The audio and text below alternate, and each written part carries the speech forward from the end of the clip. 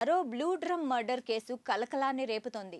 ప్రియురాలిని blue డ్రమ్ములో పాతి పెట్టాడో ప్రియుడు. అయితే 3 రోజుల క్రితం కాలేజీకి వెళ్తున్నానని చెప్పి ఇంటి నుంచి వెళ్లిన లక్షిత తిరిగి రాలేదు. దీంతో ఆమె కుటుంబ సభ్యులు అంతా వెతికి చివరికి పోలీసులకు ఫిర్యాదు చేశారు. ఇక ఇలా ఉంటే లక్షితను మర్డర్ చేసిన మనోజ్ తర్వాత వెళ్లి పోలీసుల ముందు లొంగిపోయాడు.